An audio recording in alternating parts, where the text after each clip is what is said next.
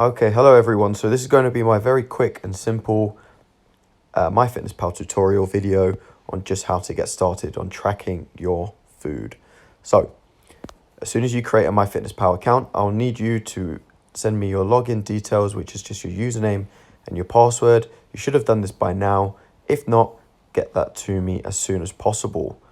So as soon as you have logged in, you'll come to this home page here, which have your calories at the top of the screen. As you can see, mine says 2,600 calories for each and every day.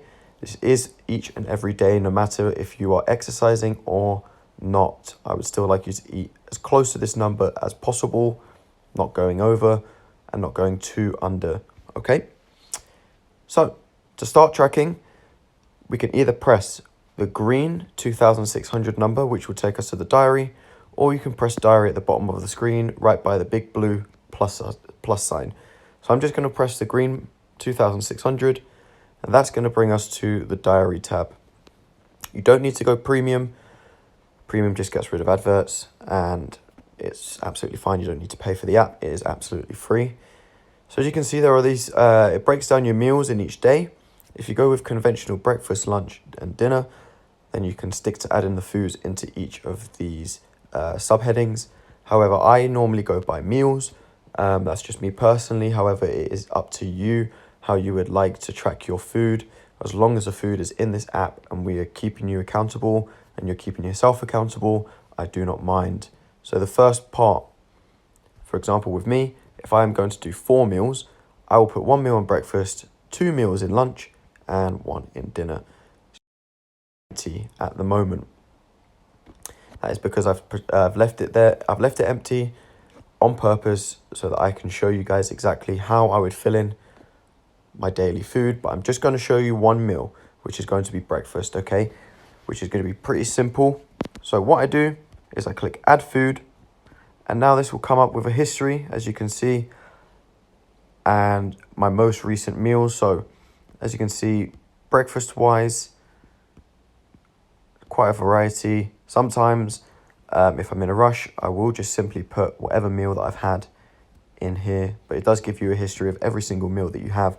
And what's really good is that the app starts to remember the foods that you combine with. So for example, I will take you through what I would have for breakfast typically.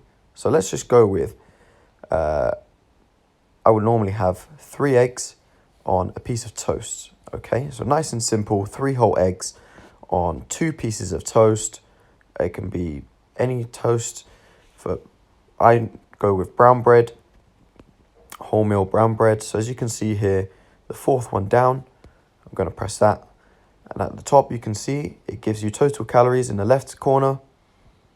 And this is per slice, by the way. So before that, you can see the top row, 92 calories, and those are broken down into 14.7 grams of carbohydrates, 0.9 grams of fat, and 4.4 grams of protein, okay? And the way you go about measuring said items is by the serving size and the number of servings, okay? So as you can see, serving size on the right says 1 slice. You can go onto it, it either says 1 slice or 1 container, which is 21 slices. So if I was to click that, you would see, boom, number of servings, which would count the whole pack, 2,000 calories. But obviously we are not going to be doing that. We click 1 slice, number of servings, so that just means how many slices. I'm going to change that to 2. So as you can see, add frequently paired foods. As you can see underneath, I would typically go with 3 eggs. These are just from Aldi, doesn't really matter. You can add whichever foods you would like. So I will add that, boom. Okay. So the best way for you to find the exact item that you're using, again, is to click on add food, and right by the search bar, so you can see the search bar here, you can see the barcode on the bottom right, okay? And what that will do is access your camera. So once you have accessed the barcode scan feature on the app, all you need to do is just hold it up to any item of food that has a barcode on it. If you shop at top and popular supermarkets, every single piece of item that you buy, apart from some fruits, will have a barcode on it. So make sure you scan it, get it in the app, and get yourself accountable for it, okay? So that is my breakfast, for example. Yes, it can be a bit plain. If I wanted to add some sauce, for example, ketchup, let's search for ketchup. So as you can see, I've got the regular ketchup, or I've got the 50%, less sugar and less salt. As it does still hold some calories, I'm okay. I don't really mind you skipping out these sort of small bits of calorie adding. But for example, if you were to add, let's say, mayonnaise, so they're typically quite calorie dense sauces. So mayonnaise, regular ketchup. Let's go on to regular ketchup to give you an example. Ketchup, boom. So again, serving size, 15 grams, and let's say 2 serving sizes. So what I would do is put the plate on the food scale, set it to 0, and squeeze the ketchup on top until it came up to 30 grams. And that would equal just over 30 calories. So if you're starting to add lots of sauces to your meals, you'll start to realize that these can start to slowly creep up on you. If you have 3 meals, you'll be creeping up just on sauces alone over 100 calories, which could be utilized in a more efficient way through vegetables or through just by bulking up your actual meal that you're eating, instead increasing your portion size. So let's just put that, for example, and leave it in there. So as you can see, it totals just across from breakfast 400 calories. So for breakfast, if you think about it, that's not a lot of food. It's just 3 medium whole eggs, and let's just say I've fried them. So I've fried these 3 eggs and I've put them on 2 slices of wholemeal bread. This is with no spreads either, so no butter, no margarine, no nothing, and then ketchup. It's already at 400 calories. So let's bulk it up, for example, what you would typically have. So let's put some butter, if we've got it. Okay, let's go with margarine. There we go. Bertolli, which is a brand, the Bertolli olive oil spread, which I have used in the past. And the color ring will indicate which macronutrient is highest in. So as you can tell in margarine, it's extremely high in fat, 10 grams, which is hardly anything if you think about it. Typically, if you are going to spread butter or margarine on each slice of toast, you're more realistically going to use around 15 to 20 grams if you weigh it out. So let's go with typically, so if you'd use 10 to 15, so let's go for 15 grams per slice. So that's 15. So that'll be 3 servings. So 10 grams times 3 equals 30. 15 per each, 30 grams. Yep, I hope that made sense. I think I confused it a little bit. So 15 grams. Obviously, you can go 10 grams or 1 gram. So we'll go with 1 gram, for example, and we'll put 30. So that's 30 grams of the spread. Now, as you can see, 17.7 grams of fat in that, 159 calories. Add that on, boom. It's nearly increased your calorie intake for that meal by about 25 to 30% just by adding the spreads on. So we do have to be cautious when we're adding spreads, because as you can see, they can start to add up. Yeah. So I will show you one more meal. I will show you lunch. So let's say, for example, I'm going to make a spaghetti bolognese. Let's say a spaghetti bolognese, for example.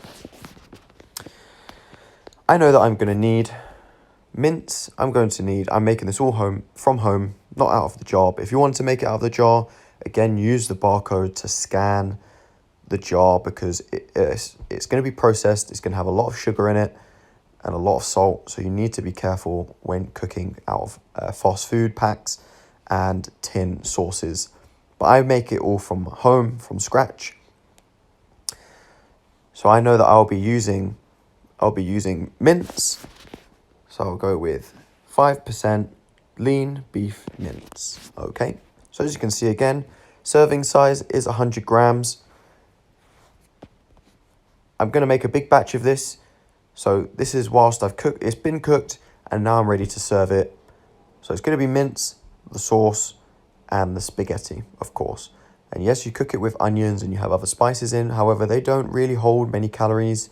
Neither do tins of tomato. If you're cooking them fresh, they're about 20 calories, which I'll show you each. So I would just ignore those. Just go for the main bulk, so the mince and the spaghetti is what you should 100% be focused on. So let's say I've put the food scale on and I would like to really get my protein in. So let's go with 2 servings of 100 grams. So 200 grams of the actual mincemeat in the sauce. Okay. Boom. I'll add that. And now I'll add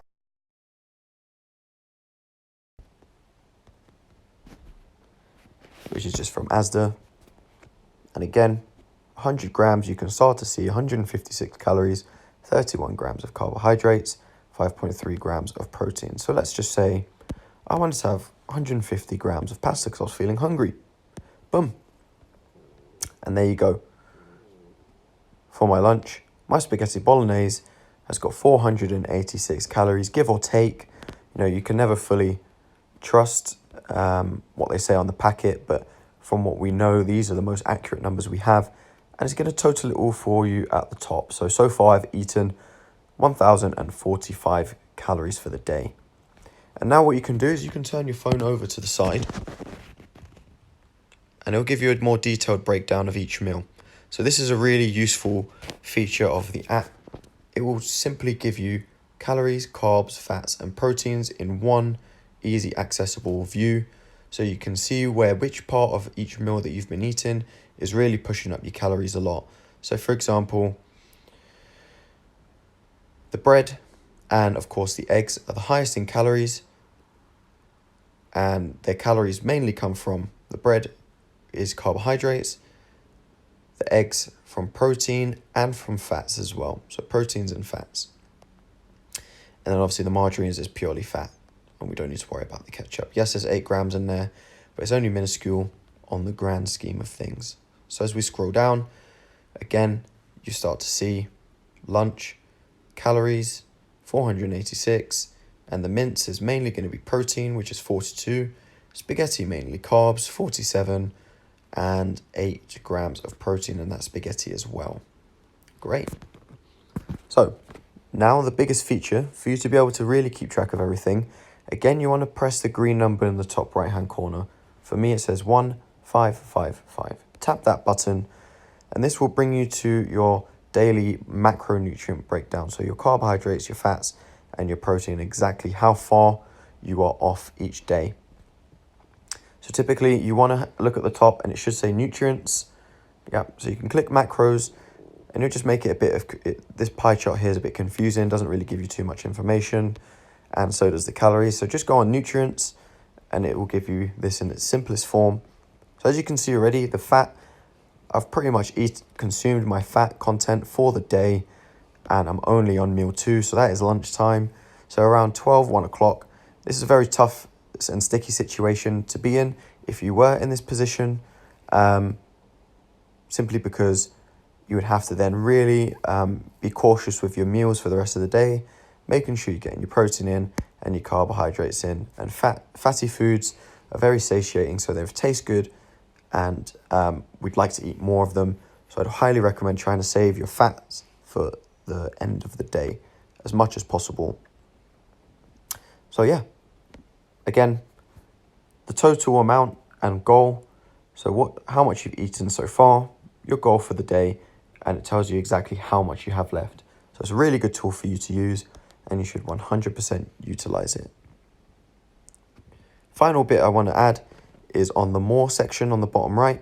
So you want to click on goals, and then under the nutrition goals, this is where you can customize, as it says, customize your default or daily goals. You click on that, and this is where you can set your calories, carbohydrates, protein, and fats. So anytime you select a calorie number, it will give you the macronutrient breakdown. So 50% of your calories are from carbohydrates, 30% from protein, 20% from fat. Pressing on this will adjust it. You can adjust it any way you want. I just suggest always trying to keep your protein as high as possible and carbs as high as possible, because we tend to eat as a society a lot of carbohydrates, not enough protein, and way too many fats. So we want to try and reduce those fats, keep the carbohydrates at a good level, and increase our fat and our protein intake. Right. So I hope you now understand how to use this app. Again, the main things that you need to scan in your food, and you need to have a food scale to ensure that you're accurately weighing out each and every one of your meals, so there is no hiccup and you don't want to get any nasty surprises when you step on the scale and you're not seeing the results that you want.